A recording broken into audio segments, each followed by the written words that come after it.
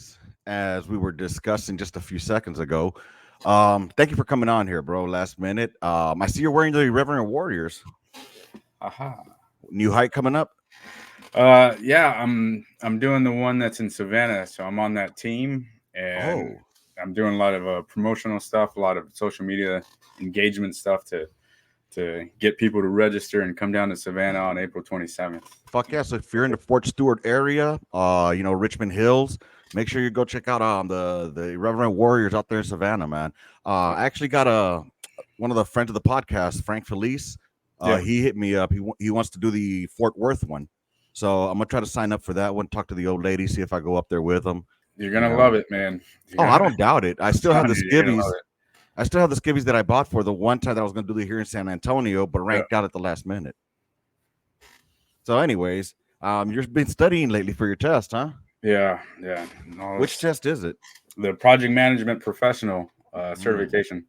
And And that gets the letters after the name afterwards. Like you get to put them like people put like uh MBA or anything like that. You could put PMP after your name. I don't know. I actually thought about that a few days ago, but I don't think it's like that. I mean, it's a certification, but I don't know if you get letters. I'm just doing it because the jobs, like on average, for somebody with the certification, the average salary is 80 grand starting out a Right year. on. So I'm trying to get it. It's not an easy exam, but if you were in the military, it's probably one that people in the military would be able to like figure out more, especially if you were like an NCO. Yep. I think that's the certification that you want to go for. Hell yeah, man. That's awesome. Fucking 'cause I think there was one way that you do it, which I think it was you take your courses that you've had like ALC, BLC, whatever, all the LCs, SLC, and you transfer them over, and you could actually end up with a project management certification because of the classes you've already taken. But I'm sure now I was doing something similar on Google Classrooms or whatever the hell it's called, like Google Education shit. And dude, it goes really in depth, and it's like a 6 month course. You do it on your own, and dude, it looked really in depth. A lot of reading though. Yeah, so the PMP certification is a standardized exam that is standardized across the world. So it's a Oh, world okay. recognized certification. So my PMP exam or certification is going to be valid in like Thailand or Japan or all these other countries. They all go through the same exact certification to get it. Yeah. Um, if you got work experience, the work experience counts towards the requirement to get the certification. So in order to even take the PMP exam, you need to have like at least like 40 hours of any kind of project management experience. Mm-hmm. And there's this document that you got to fill out uh, that breaks down your last like say 5 years, for instance, and any projects you've worked on. And Yeah. that has to total out to like a certain amount of time that you've had the experience. So if you were like an NCO, it's easy because you put down, I oversaw like a platoon constructing this, and this is how many people were involved. This is Mm-hmm. what we did, and then this is what we delivered. So just in order to sign up for the exam, you have to upload this document uh, to them with your history, and then that will let you be eligible to take the exam. So if you're in the military, it's already done for you. You just have to find the right converter that Yeah. converts your information because they exist. It's like an Excel spreadsheet. You type in, "Oh, I was a platoon sergeant and I wrote awards," and then it'll convert it. It'll convert it into a kind of like a paragraph that you have to upload it to the PMP website.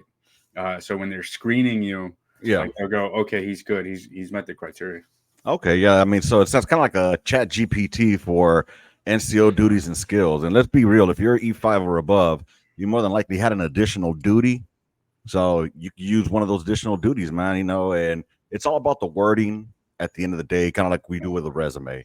So that's good shit though, man. Hey, you're 1 month out, huh? Yeah. Yeah. Has the fan gotten any shit on it yet? Nope. Not All really, right. man. I'm so disconnected from like this army stuff. Like I'm ready, man. The army is the only thing that's like in my way right now to just like moving Just forward give with me my my life. DD 214 and get out, huh? Yep. Any big plans on the last day? Yeah. No, yeah. I'm camping that weekend. Like Ah, yeah, I'm going out camping for the entire okay, weekend. okay. Yeah. Make sure you find some of those cow patties that might have some of that good psilocybin psychedelic mushrooms on I there don't though. know what you're talking about, man. I just know that I'm going camping that weekend. Like Yeah. as soon as I chuck deuces, get my little fucking handshake, Yeah. or whatever the fuck they want to give me, I'm gonna hit the road, and then go to Florida. Right on, man. Hey, you know that's good shit, man. Thank you for your service, yo. No, thank You, you. you know, I'll tell you what. One thing I appreciate more than anything is motherfuckers that do their 20 or do their time. They don't bitch about it, you know. Well, I mean, we all bitch to a certain extent, though. You know what I mean? And but then get out and there's those that piss me off. The ones I'll just go to the ones that piss me off. The motherfuckers that did 3 years, 4 years, get out on a motherfucking med board profile. Then they start posting up pictures of themselves being at the gym, fucking being in the army was the greatest thing in my life. Bitch, you were a shitbag. You got out that you were on profile because you were a lazy fuck, and all of a sudden now you want your welcome for my service type shit. Suck a fat dick, man. Anyways, oh shit, I haven't even started this podcast yet. Hey, if this is your first time here, welcome to the On the Gunline podcast where we chop it up and shoot the shit like we would out in the field. I'm your host Lopez, and chilling with me here is Urena. And with that said, stand by. Fire. Fire. Oh, there we go. Delayed reaction. Delayed reaction. Damn. About to say you can attempt two more times. Shit. Anyways, dog. Stay away. It's a trip though, man. The civilian life, I've been in it for 9 years now. And some might say that I've made the military like my way of life or something like that. Like, I'm still stuck in the military. I don't think it's that. I think that it's just that I drank the Kool-Aid so hard that, adapting out here has been just not difficult, but different. And I'm happy I retired, bro. I'll tell you that one thing. I'm happy I retired out of work. Yeah. I could not do it no more. And thankfully, ever since I've done that, it's been a year now, bro. And I get to wake up whenever. Well, not really. I got kids that I gotta fucking take care of, little badasses. But anyways, that's nor here nor there, man. What's been good with you, man? What else has been crack lacking? So mostly just planning this hike and stuff, working with a great team of people, veterans from like Savannah and stuff, making sure that like the hike at the end of the month is like the best product that we can like deliver, if I can use corporate talk. But I'm right now, I'm concentrated on making sure that the product that people get their money worth. Like, people are coming in from all over the country to fly in just to experience Savannah. Yeah. We can show them a good time. So there's a lot of, I put a lot of pressure on myself to make sure that what they get is what's advertised, Mm-hmm. and they get a good memorable, safe event. And then outside of that, just busy traveling, meeting people from different walks of life, different sectors of the world, and getting used to just being a normal person, Yeah, outside of the military. outside of the uniform. Yeah, I think you'll be successful in it. You've always been the type that you cared about the military, but more about the Joes and take the welfare of your soldiers and shit over the whole. I don't want to say you didn't put the mission first because the mission was always first, but I mean you still had a civilian life in a way. Yeah, I and guess. you can do both, man. Like, that's what I never. It took me a long time to understand that, because at first, my first few years, it was, put the military first, and there's nothing wrong with that, mission first or whatever. But it doesn't mean you can't put family first, friends first at the same time. It's not exclusive. Like, you don't have to make that choice. It's hard, and it seems like you can't, but like, you can do it, and it's possible. And I didn't learn how to effectively do it until later on in my career. And now every chance I get, I think when I talk to people that are still coming in or whatever, I'm like, hey, even though we tell you like, hey, mission first, you still got to take care of your family, because they're the ones that are there when you get home, like at the end of the day. Exactly. So don't sacrifice one for the betterment of the other. Like, you can do both, and it's fine, and you don't have to be fucking tired or like drain yourself emotionally in the process. 100% on that. I meant more along the lines of that's always, no matter what, always keep your family first, because the army's gonna keep rolling along with or without your ass. But I meant, like, you kept more like a foot. You had kind of like one foot on the train and one on the platform of the civilian side. You know what Yeah. I mean? So you doodled on both ends. I noticed that even back in Korea. Where you were like suit up like motherfucking Barney and be out there, mingling with the crowd and shit. Yeah. So, you always partook in those situations. Um, Nothing wrong with that, obviously, just No regrets, man. I fucking oh, no.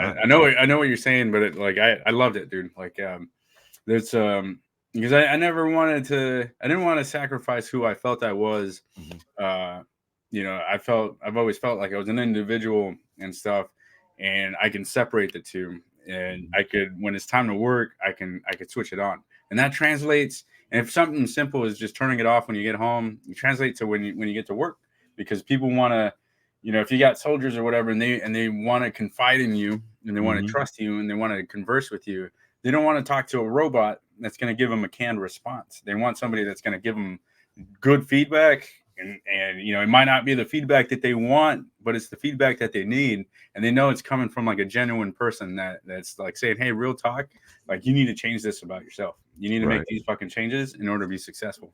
Well, And so that's how I've taken an approach to a lot of things. so let me ask you, what do you do when you get that one knucklehead though? That he's a shitbag. For real, we all know that there's a shitbag always. And how do you deal with him eventually? Like, because I tried the whole, you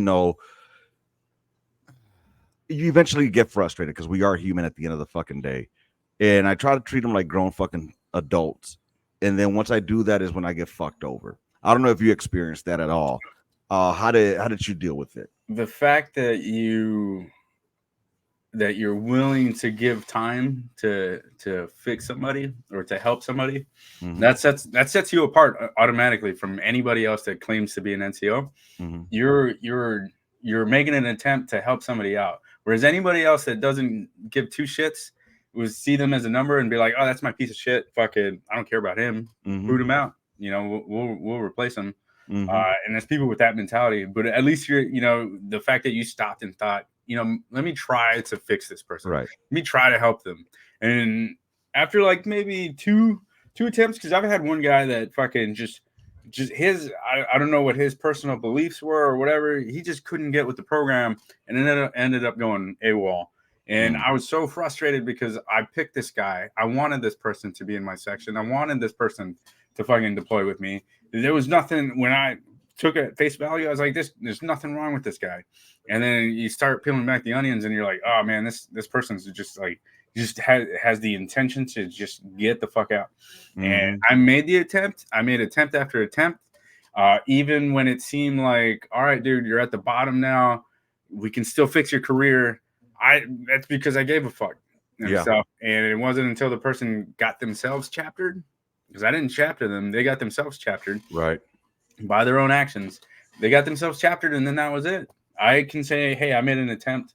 I tried my best because I don't give Exactly. up on people, and that's what ended up working out. And then I moved on to the people that wanted to be there, that wanted to fucking perform. Because you don't want Hmm. to neglect those guys. You don't want to. You're dedicating all these resources and trying to fix somebody that doesn't want to be there, and Right. you're starting to neglect the people that want to be there. And then they start going, well, fuck, man. He doesn't care about me, because they have Exactly. needs too. Exactly. You got to know how to prioritize Yeah, and split up your time wisely. No, you 100% on that. Like, I try to give motherfuckers enough rope to where they hang themselves. You know what I mean? But that's that pride in me that takes place of, like, I know I can get this motherfucker right. You know what I mean? I know I can get him to lose weight. I can give him the proper motivation. You know what I mean? yeah, Cool. And it starts working for like about, it's a vicious cycle, is what I noticed. It starts working for like maybe 2 weeks, 3 weeks, and things seem like and they're all peppy and all about it. And then you realize, you know what? Maybe those other section chiefs weren't talking shit just to talk shit. Maybe he just is a piece of shit that can't get right. And ultimately, I hated that because they took the position of somebody else who was willing to be there, who wanted to be there, and unfortunately couldn't be there. That's the way I look at it, you know. And anyways, it brings me back to out here when I came out here to the sector and working, you know, in the corporate world. And you know, I had my team, I had a team, and the first thing I did when I got there, because the problem was they were all my peers at one point, kind of like in the army. You know, you all come in as privates, whatnot, Yeah. and then all of a sudden you become an NCO. I was like that. I came in there. I started years after they had started, but because of my initiative, my drive, my work ethic, I ended up becoming their supervisor. And a lot of them didn't. They already made their mind up about me before I even got to them. You know Yeah. what I mean? Especially being a veteran, they already had their mind made up. They never gave me a chance to talk with them, so they already thought point blank he's going to be an asshole to us. They don't understand that I stayed quiet into myself because I like to read people, you know, and I'll give my time to those that I can see that if I notice that you're not a gossiper and shit like that, you know, you birds of a feather flock together, pretty much. Yeah. And anyway, so what ended up happening is the first thing I do when I get there is kind of like I do an initial counseling, like I did with the soldiers, with my Joes, right? I got them, I took them all individually, and I told them, look, I know that we came in together. You know, you've known me for this and that, but you know, now I'm in a position of authority, and you know, I'm in charge here. I'm responsible. I try to make it seem like more like I wanted them to work with me Yeah. versus work for me. You know what I mean? Anyways, long story short, I gave them my expectations. From that, I asked him, now, what are your expectations of myself? You know what I mean? And I didn't pick that up until much later in my military service that, you know, you might want to, we tell Joes all the time, this is what I expect from you. You know what I mean? During the initial counseling. But I don't remember till maybe till like my last two sections where I would ask him, what do you expect from me? You know what I mean? Yeah. Because I thought it was already implied for some reason. But anywho, I brought that out here to the civilian sector and it was working great, Urena. I'm telling you, it was working great, right? But here's the thing, I focused more attention on those that told me they wanted to progress. Like when I would tell them, like, you know, where do you see yourself in 3 years? Where do you see yourself in 5 years? What do you want to do? Oh, I'm good where I'm at. I don't want to move from here. I don't want to do that. All right, cool. Then I'm just gonna, you know, we're gonna meet up, have basic conversations because I had to do coachings every so often, right? Yeah. So my coaches with them though was to where are we? What do we want to focus on? And you know, how do we get you to this small little goal? Versus those that said, like, hey, I want to do this. Once I master this, I want to move up into a leadership position or an individual contributor position. Okay, cool. Got you. Now I got you for any kind of projects that come along. I'm going to choose you. You know what I mean? Yeah. So I was using that, and that way there was no favoritism that could be found. And I think that's kind of like in a way in the military as well, though, if we think about it, you know, a shitbag is going to be a shitbag as long as you let him be a shitbag, right? And I think the ones that will piss me off the most, though, I don't know about you. I'm talking a lot, man. I'm saying a whole lot of nothing with nothing in there. Shit. Hold on. What do you got to say about that motherfucking? This is what Jesse Lee Peterson would have to say about all that. That's amazing. You said a whole truckload of words that had no meaning. That's amazing. But anywho, yeah, I found a little deck board here that I'm messing with. But anywho, no, at the end, what I'm getting at is the ones that would piss me off the most were the ones that wanted the responsibility or who I knew had that potential, right? Yeah. And then they didn't live up to their potential. And they would always be like, well, why are you always smoking me? Why? Because I expect more from you, man. You know, and I think that's a skill set that's very hard to I don't want to say master, but to what's the word I'm looking for, Urena? Come on, Mr. Education. That, It's a skill set that's acquired through experience. yeah. So anywho, I said all that to say good luck out here with dealing with shitbags. Here, you're gonna have shitbags. You know what I mean? Because you're gonna be overseeing a project. You're not gonna be working within the project itself. You're gonna set up the people around the project, and you're gonna be pretty much delegating who's doing what in the project, right? Yeah, but you also have to so sort of, right? It's being an NCO, man. It really is. So say I gotta put this microphone together. Mm-hmm. I gotta talk to and I have to, and then my boss, the sponsor of the project, says, Mhm. I want a microphone that's fucking silver, and I want it released in 10 weeks. And that's your fucking deadline. So me, I break that shit down and I'm like, all right, I need to get the metal guy, the fucking button guy, the fucking swivel guy, the fucking sound guy, the fucking development team. I gotta get all these fucking people and put Mhm. them on a map and then prioritize.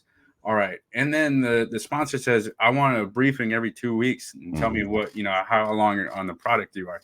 So shit. All right. So now I got 2 weeks.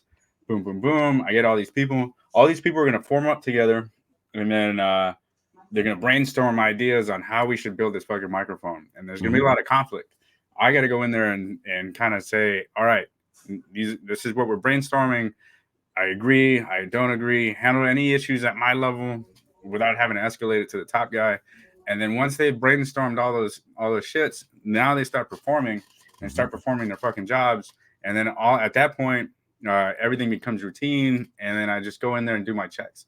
So you're still involved with people. You're still Mhm. coaching. You still got to mentor people in order to meet those fucking timelines that The you. deadlines, because I mean, you're gonna have stakeholders there, and they're gonna want to be kept in a loop. Especially, you got to find out finances. Yeah. Finances are a big one. The bottom line, how much is going to be the cost? You Yeah. know, and of course, time is money.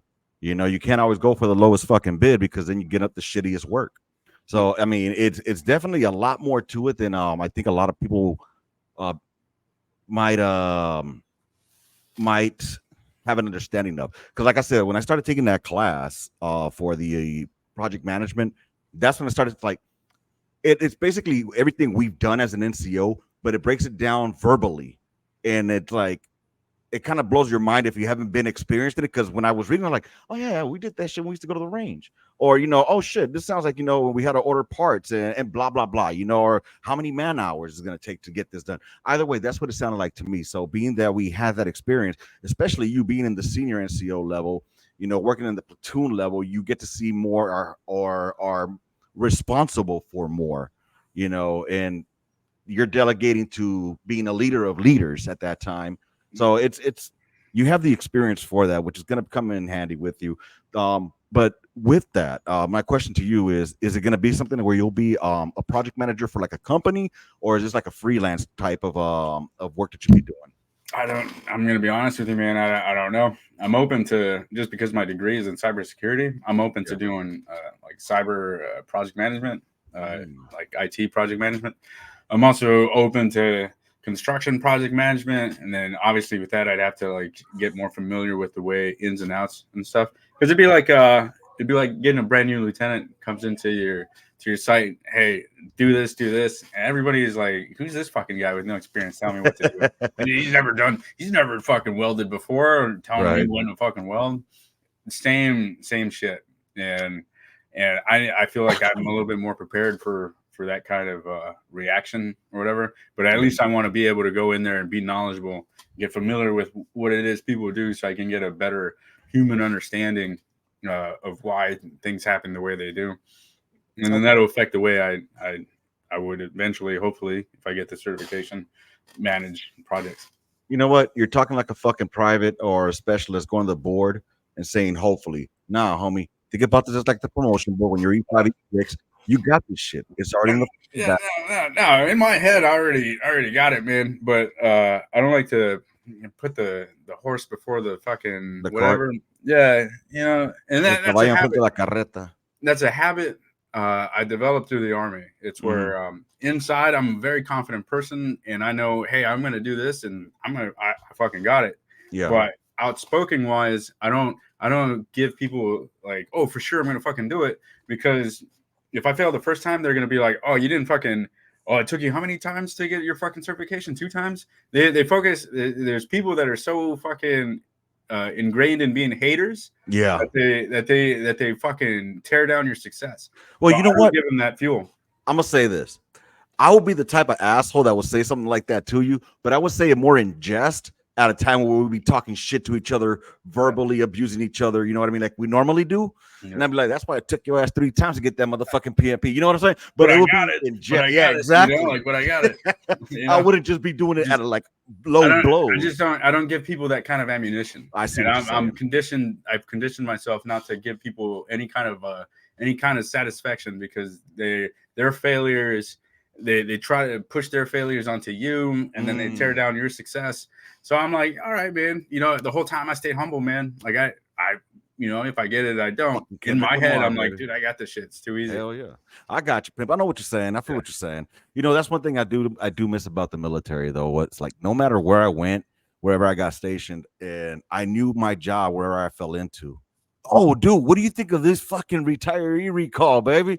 I think people were misreading it. They're Oh they're man. not something got lost in the translation. They're not. It's just not. You're not gonna do it. They're not gonna pull people back. It's That are retired. voluntary. Like, It's voluntary, yeah, dude. and people are getting caught up in the. We get bored on social media, so people get Mhm. caught up on the like, oh, they're forcing everybody back, and then it's like the game where you got 10 people in line and you say banana to the first Telephone. guy. By the time it gets to the last guy, he's talking about fucking cars and Volvos. Like the translation got changed so many times. Yo, dude, I thought it was funny, man. I don't know if you caught the word on the streets either, man. But the most armiest army wedding occurred 3 years ago, and didn't find out about it until this weekend. Man, on the word on the streets, if y'all haven't caught the word on the streets, y'all make sure y'all go check it out because I put it out. But I talked on there about 3 topics on Monday. I talked about TikTokers and discovering Mad Dog 2020. I talked about Gypsy Rose Blanchard. Do you know who she is? Is it the chick that killed her husband? Her mother. Oh, Her and her boyfriend killed her mom, right? She just got out of jail back in January, got married. Well, now she's getting divorced and opened up a motherfucking OnlyFans. And she's not that fucking. She wants $50 a month, bro. people will pay it, man. People will pay it. $50 a month, bro. People will pay it. Nah, People but will pay it, dude. People will pay it. the one OnlyFans that I would pay $50 a month for would be this next one. The chick, the Siamese twins that has the 2 heads, Yeah. they got married. Well, one of them got married to, guess what? None other than a fucking soldier. That is the most armiest fucking wedding I could think of, bro. That fool, Yeah. he said he wanted a threesome, and he found a loophole to have a threesome every time, bro. How does that happen? Like, I mean, it's crazy, isn't it? Oh man. Yeah. What are your thoughts on this? Do you have any? That's a lot to take in. That's weird. It's fucking weird. Dude, I mean, I was like, because I try to do my shit reactions, like, live on the fly. Don't want to do scripted shit. I could easily do scripted shit, but like that, I'm not gonna grow. I'm not gonna be quick with it if I keep doing it like that, So, anyways, so I'm watching, and the only thing that comes to my head is like, so if he's hitting it, because they only share one with JJ, right? Yeah. They share waist down. They share it, but then the head on the left controls the left arm and left leg. And the head on the right controls the right arm and right leg, right? So that means that the right titty only gets sensation on it when it gets sucked on. And the left titty gets only sensation on the left side as well. You know what I mean? So my question is, while he's hitting and he's trying to suck on titties, is that cheating? Like if he sucks on the left chick's tit or the right chick's, whoever one she's married to, he's married to, right? And then like, what if the other chick, the other head, does not want to have any intercourse that day? I mean, and they are siblings, by the way. Yeah. They're twins attached to each other. I don't know, man. I mean, I get it. He found the loophole to the threesome. And then like when his chorizo was in one's mouth, the other one could just be like tugging it up in his ass, like, you know what I'm saying? Tossing that salad. It's just so much has gone through my head. And this is just Gunline talk to me. Like I could, I don't know, bro. I would pay $50 a month for that. Yeah. Of course, the first thing I had to go check was her feet, though. I can't. I can't fuck with a girl with ugly feet, bro. But they have ugly feet. You watch Quentin Tarantino movies? Of course. Okay, just making sure. Of course, of course. You know, we could go way back to when with Uma Thurman looking at her feet, and with fucking Julia Louis, no, not Julia Louis Dreyfus. What's her name? The bitch that Julie Lewis, the one from Dust Till Dawn. I think I know who you're talking about. Oh yeah, She was in Cape Fear. Ever watched that movie? Cape Fear. Yeah. Fuck yeah, with fucking Robert De Niro, right? Yeah. Yeah, dude, that was a good fucking. And then that's the girl that you're talking about, right? The one that's in that movie. Is it? I don't know. She's the girl. I just remember from Dust Till Dawn. Oh. But yeah, dude. Anyways, the one on the right had ugly toes. Anywho, I don't know what the one on the left toes looked like. You know, it's just, how does that work, bro? I try not to think about it, man. But dude, think about it. Like, what if the other one's asleep and the other one's awake and like, you know what I'm saying? Like, people in the comments, let me know, what are your thoughts on this, man? What are your thoughts? Dude, before we go and close this one up, because I do got to go here, I wanted to show a video to you, and I want to get your reaction. All right, is that cool? Yep, let's do it. All right, bet. Let me go ahead and pull it up. Ignacio. Where are you, Ignacio? You know what? I don't need to find you. I need to find me. There we go. All right, so give me 1 second while I set this up. And so let me set the scene. Apparently, there's this veteran out in Ukraine, and he's one of the dudes, I guess, going out there to help out the Ukrainians, right? Yeah. Well, apparently, he decided he's gonna wear his old uniform. And let's go ahead and see how this works out. Hold on, man. I don't like this setup. I'll go with this one. Much better. And present arms. Come on, share screen. Entire screen. Audio. And share. All right. So this is going to be courtesy of Not in Regs. Shout out to Not in Regs. Let's see what this fat boy got to say. Do you understand what any of it means? No. Elaborate. Combat medical badge, because I was a field combat medic as an enlisted man for Panama in '89. Master Army Aviators wings, Air Force Command Pilots wings, Master Parachutist wings, Air Assault wings, Command Missileer, because I actually sat in a missile silo waiting to get that call from one person who can order a nuclear strike. And we all know who he is. Let's just say I did that duty for 3 years. I was glad when it was over, because of the simple reason, it's a very hefty responsibility, knowing that if you get that call, the process is myself and the deputy missileer have to go into a safe, pull out 2 sets of cards. We have to verify that this is a legitimate launch order. If it is, we pull out 2 sets of keys and start praying. Because first you insert. Yeah. Do you understand what any of it means? Yeah. So I don't even know where to start with this jackass. I have to say that he definitely did his research. Or he's definitely watched a lot of movies that have to do with nuclear weapons. Because he did that shit step by step by the numbers, fool. Oh. Where do you want to start with him? All right. So if he said he served in '89. That was my first one. Go ahead. What you got for that? Let's say he was 18 in '89. How many years was that ago? Fucking 30? He'd have to be, fuck. If he was 18, guy would have to be at the minimum, what, like 55, 60? Yeah, man. Like, because I'm 47, bro. I'm 47, and I was born in 77. All right.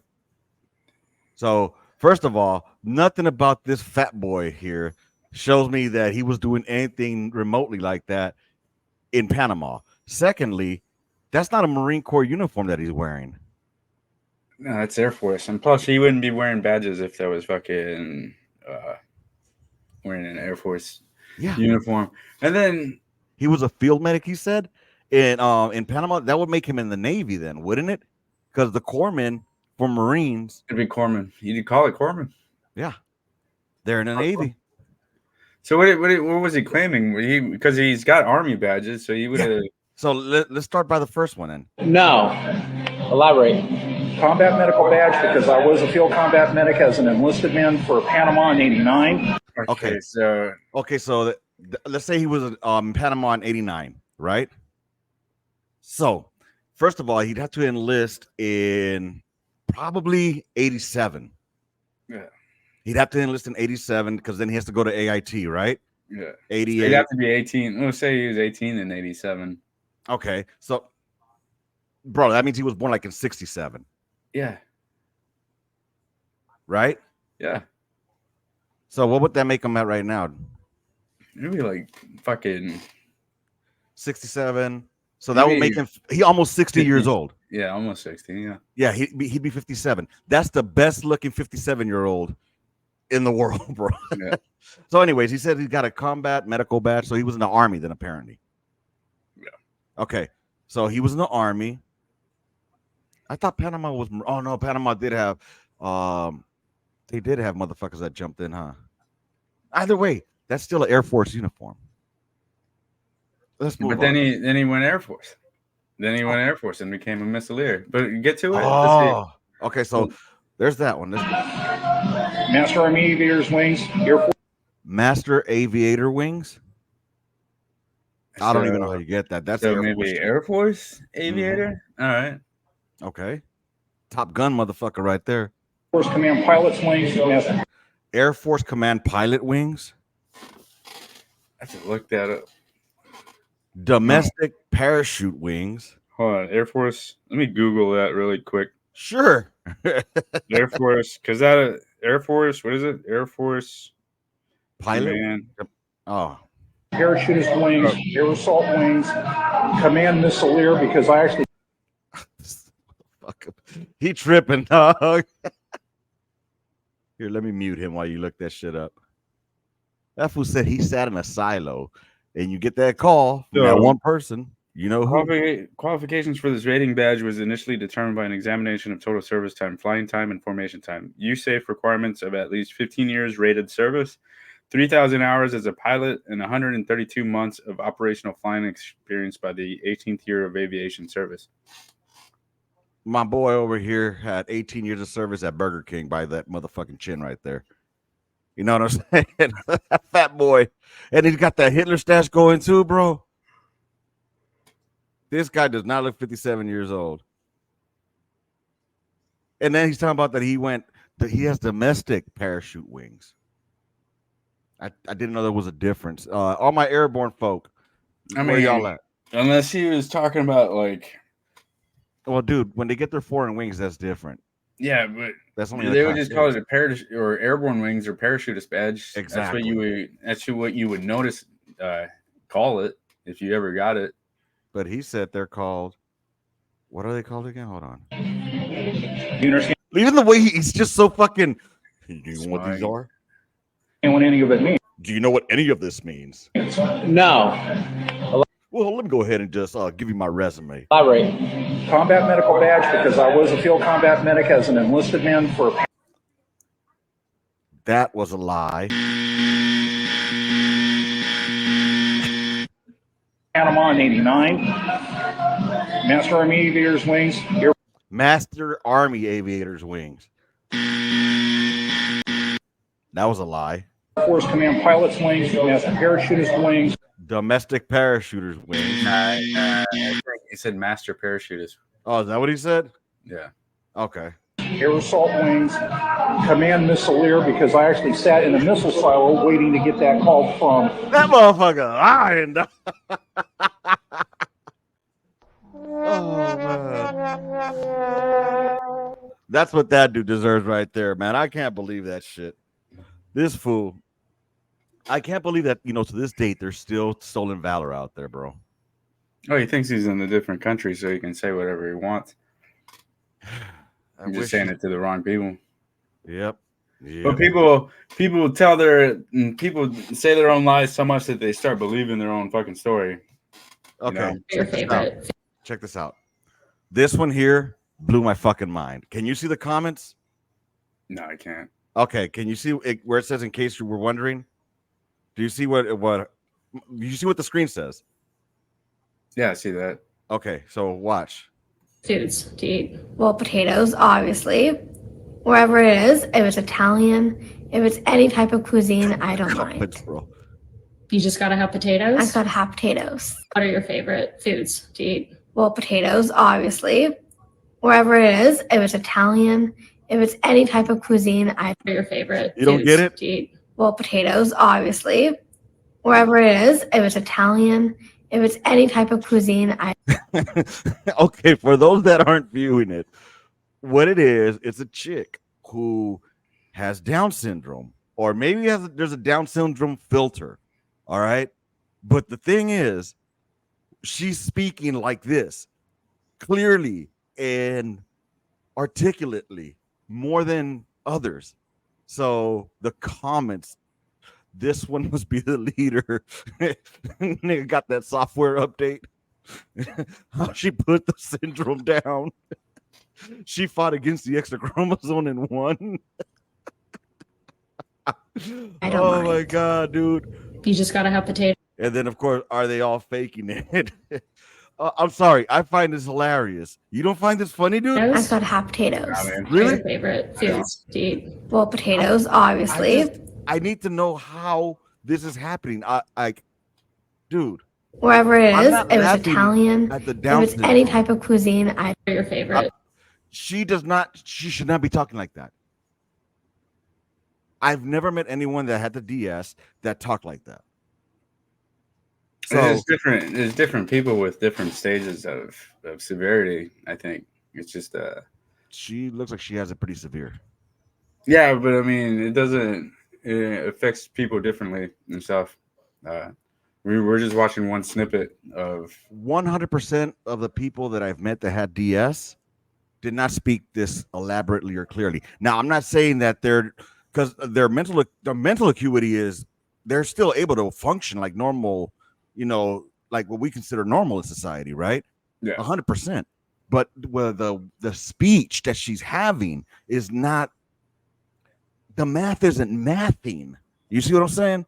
Like, I just did not expect that. So anyways, stop killing the joke here because it's funny. not to me. You know that you were not expecting that voice out of that. That's all I'm saying. It's like Barack Obama when he first spoke.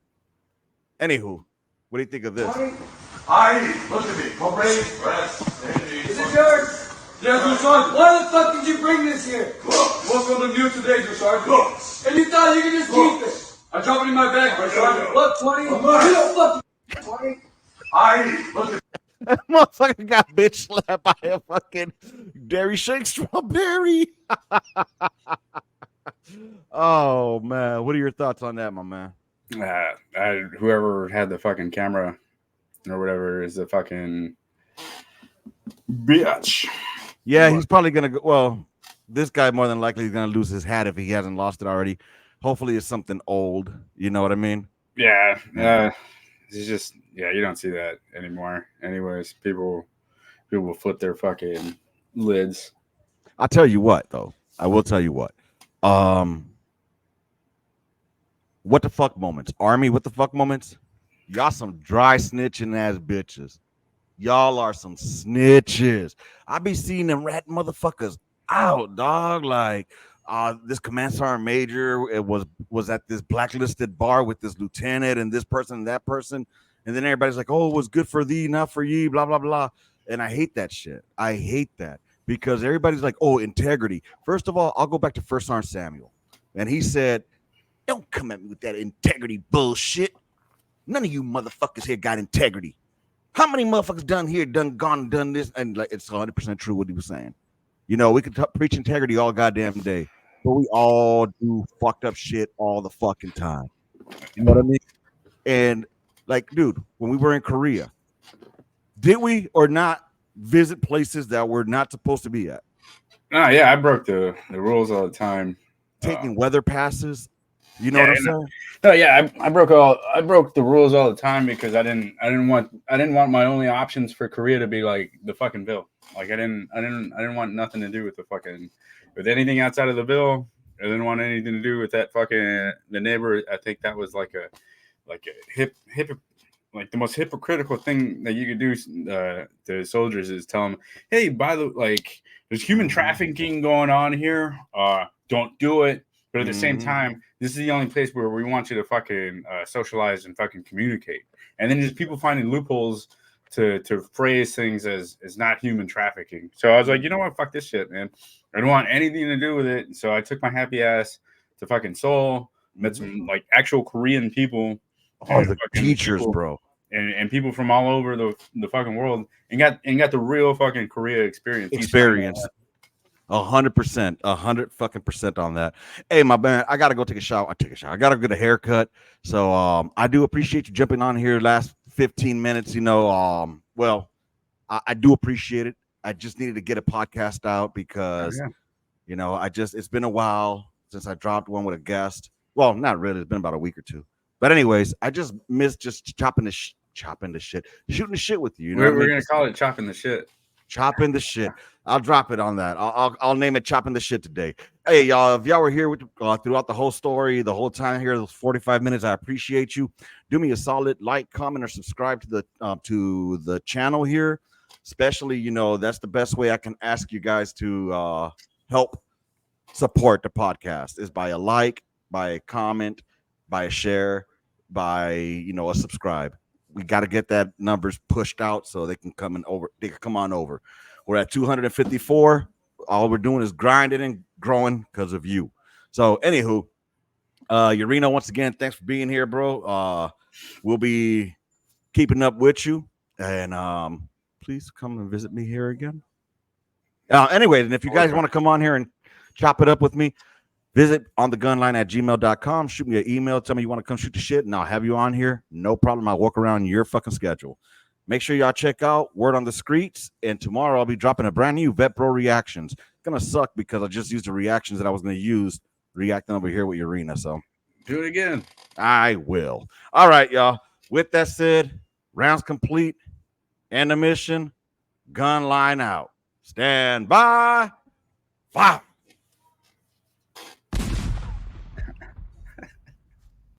It up again, man.